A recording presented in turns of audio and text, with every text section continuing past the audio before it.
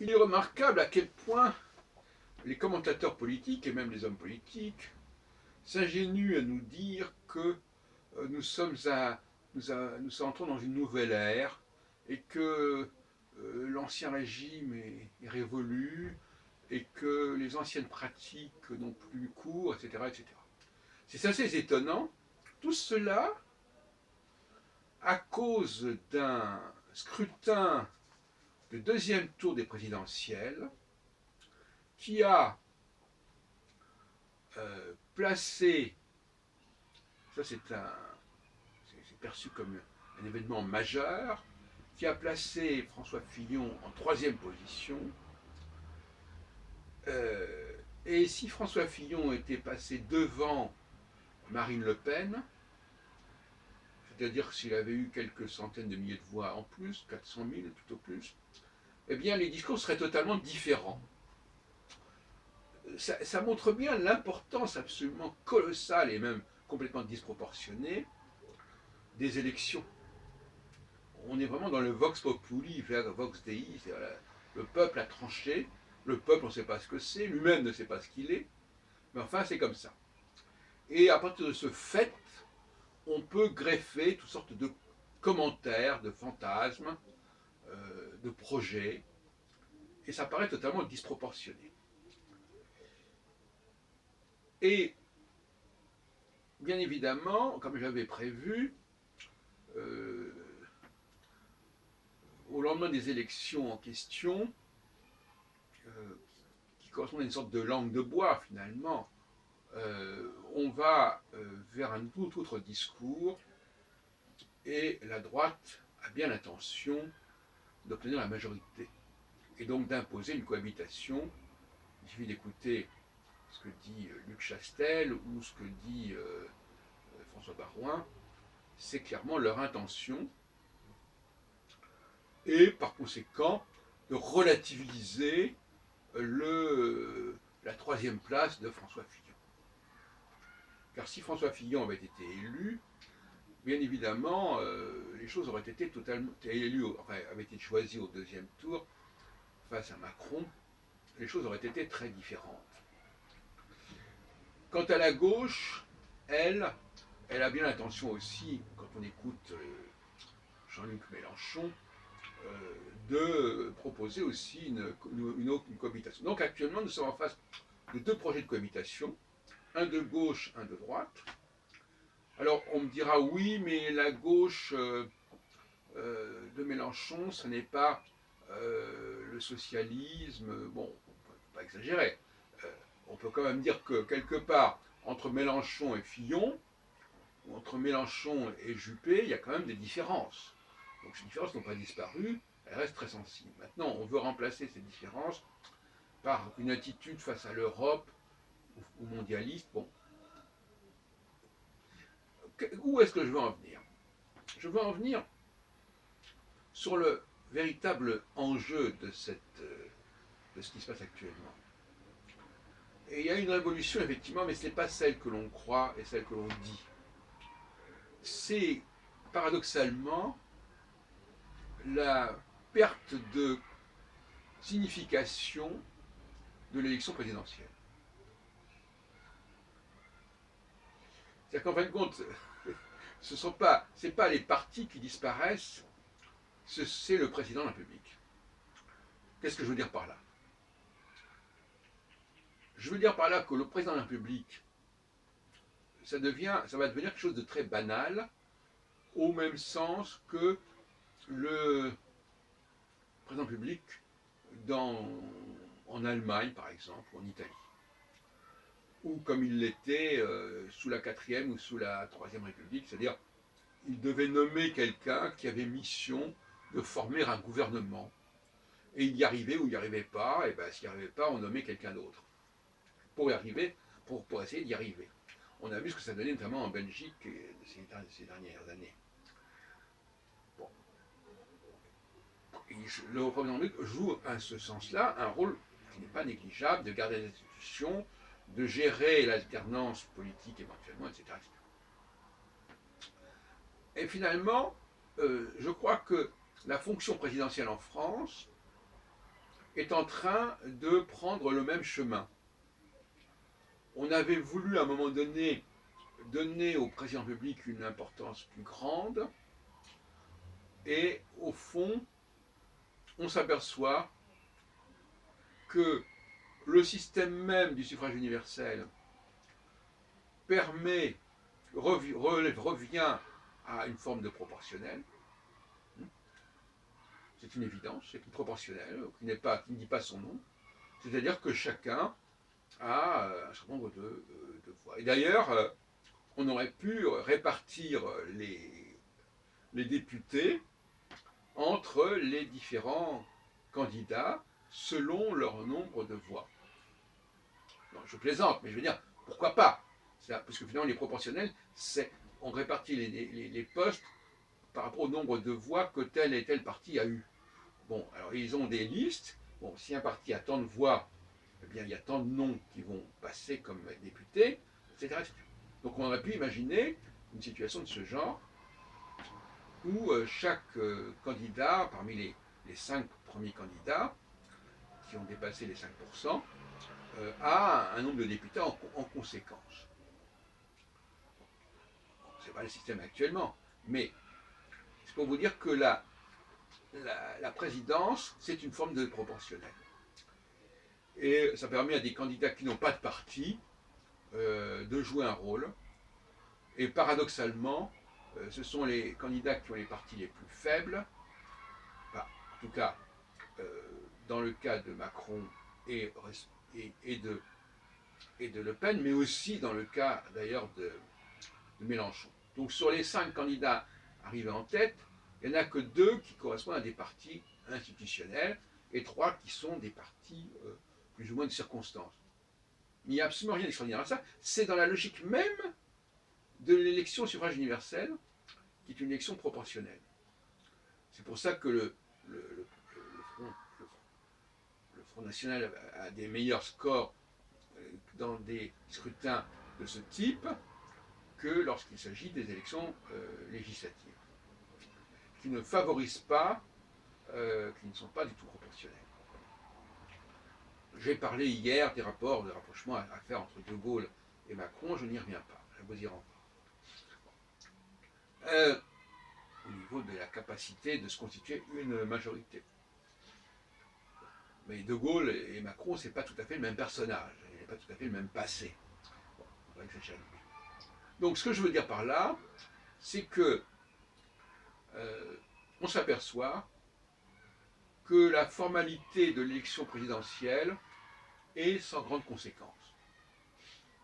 Et il est dommage que l'on ait eu des élections présidentielles où les candidats présentaient des programmes, en sachant très bien que ce serait le Parlement qui déciderait du gouvernement. Et il est donc normal, quelque part, que quelqu'un comme François Fillon ait eu des problèmes parce que, justement, bien qu'il ait failli gagner quand même, il ait failli arriver au deuxième tour, parce qu'il y avait une histoire morale et que le président public est censé incarner quelque part quelque chose de cet ordre-là. Il incarne des valeurs. Donc il n'a pas de programme, il n'a pas besoin d'avoir de programme. D'ailleurs, Macron, est-ce qu'il avait un programme? Bon, pas. Mais François Fillon s'est comporté comme un futur Premier ministre et non pas comme un futur présidentiable. Président. C'est son erreur. Mais ça vient du fait que, quelque part, dans la conception que les gens ont du président public, il est à la fois président public et Premier ministre.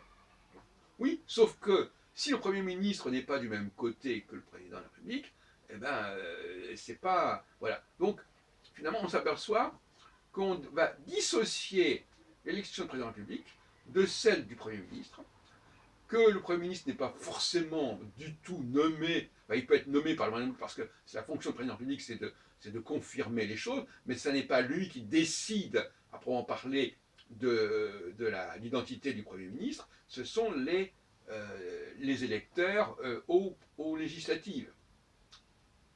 Donc la grande révolution, chers amis, ce n'est pas l'effacement des partis politiques, c'est au contraire l'effacement euh, de la fonction présidentielle, qui revient, qui se rebanalise, qui se renormalise. On a à nouveau un président normal, c'est-à-dire quelqu'un qui est là pour gérer la vie politique au-dessus des partis, au-dessus de la mêlée, et par conséquent qui devra accueillir le Premier ministre qui sortira des urnes. Comme déjà Giscard d'Estaing en 77-78 l'avait remarqué, il avait dit voilà, bon, il va y avoir des élections en 78, moi j'ai d'ailleurs participé à ce moment-là à la campagne socialiste, et bien si les socialistes et les communistes et le programme commun l'emportent, je resterai en ma fonction de président de la République, et puis il y aura un Premier ministre de gauche. Et d'ailleurs, ce discours de Giscard de 1978 ou 77 anticipe 40 ans à l'avance ce qui se passe maintenant. Mais c'est déjà cette fonction, elle avait été considérablement réduite par les trois cohabitations de 83, 86, 93 et 97, de toute façon. Donc on a assisté constamment à l'affaiblissement de la fonction présidentielle, tout en sachant que si les circonstances aidant, il y a au Parlement une majorité qui va dans le même sens que le président, ça donne au président plus de pouvoir. Mais ça, c'est aléatoire, si vous voulez, c'est aléatoire. Ça n'est pas dans la fonction présidentielle elle-même. C'est les circonstances, c'est le contexte qui fait qu'à un moment donné, cette fonction prend plus d'importance. Donc, les choses sont clarifiées. En 2017, il est clair que l'élection d'un président au suffrage universel, donc pas la proportionnelle, n'a rien à voir avec la politique qui sera menée pendant son mandat. Il peut d'ailleurs y avoir un changement de Premier ministre en cours de route, c'est possible. Si, pour une raison ou pour une autre, la majorité modifie, parce qu'il peut y avoir des options politiques qui font que finalement il n'y a plus la même majorité.